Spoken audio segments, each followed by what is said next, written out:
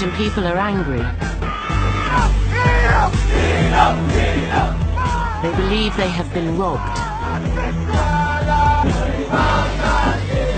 We're not talking about 1 million or 2 million, we're talking about billions of dollars. And yet the Malaysian government acted as if nothing happened. Absolutely nothing happened.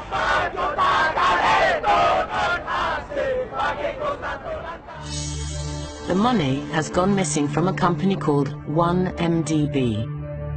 1MDB is what's known as a sovereign wealth fund, an investment fund intended to benefit the people of Malaysia.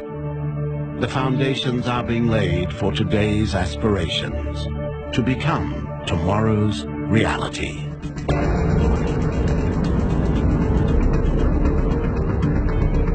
Tony Poor is an opposition MP. He spent the last 8 years trying to find out what happened to the money invested in 1MDB.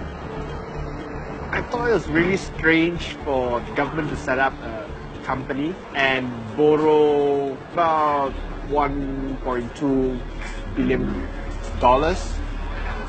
and invested practically 90% of the funds in a single company out of Saudi Arabia that no one has really heard of. That company was called Petro Saudi. Its co-founder was the 7th son of a Saudi king, Prince Turki bin Abdullah. And if you do a bit of digging, you realize that the company was set up barely 3 or 4 years ago and is run by a guy who is no older than 32 years old. And it's like, what?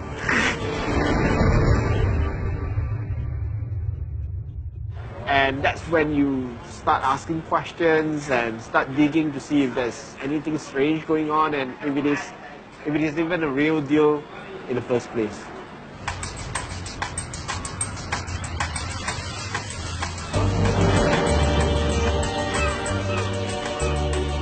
The story of 1MDB's first deal begins in the Mediterranean.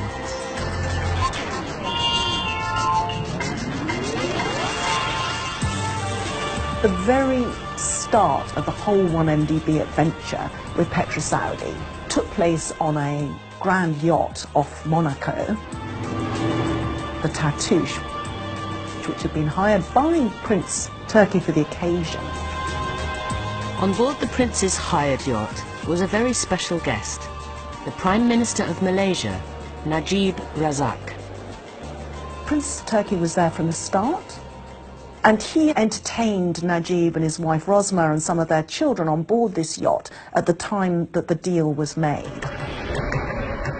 1MDB had invested $1 billion in a young Saudi prince's company. But within days, $700 million had allegedly gone missing. Petro Saudi insist they have done nothing wrong and say that leaked emails attributed to them have been tampered with.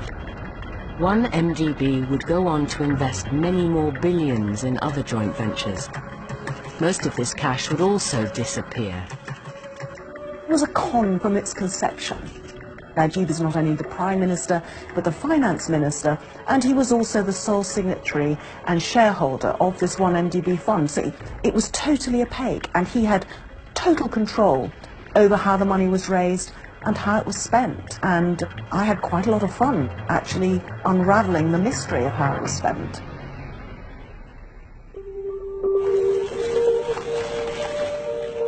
The Malaysian people were left with nothing, except huge debts.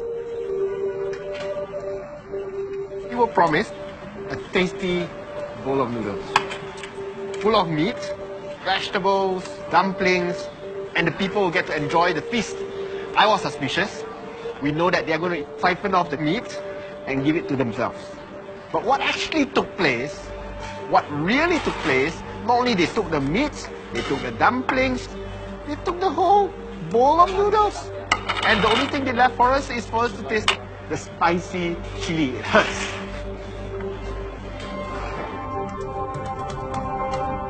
But the Malaysian Prime Minister fared slightly better, according to leaked emails.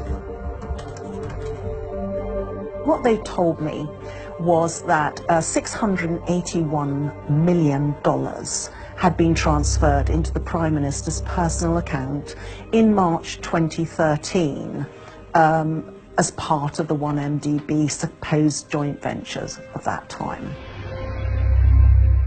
Nobody believed it when it first happened. Why would the Prime Minister be so stupid as to transfer that big an amount of money into his personal bank account? No, when I met people on the streets, they were asking me, nah, that's false news. But later on, we discovered it was true.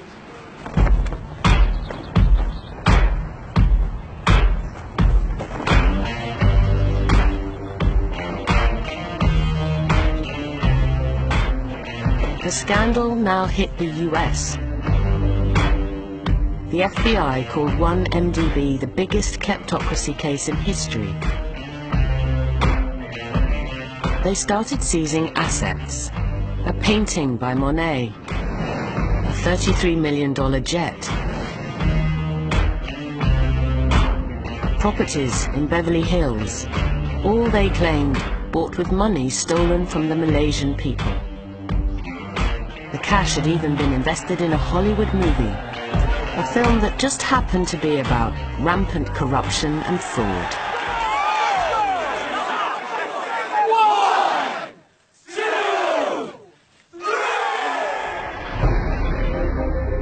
The FBI says it is still investigating. The Prime Minister insists he has done nothing wrong. The $681 million in his account was a gift from a different Saudi prince, most of which he had already returned. And what of the Saudi prince who signed the first ever deal with 1MDB? While there is no evidence that he personally took part in the alleged scheme to defraud 1MDB, leaked company emails do suggest he made a lot of money on the deal. All Turki bin and Davla knew was that he was getting a vast commission for what was involved here.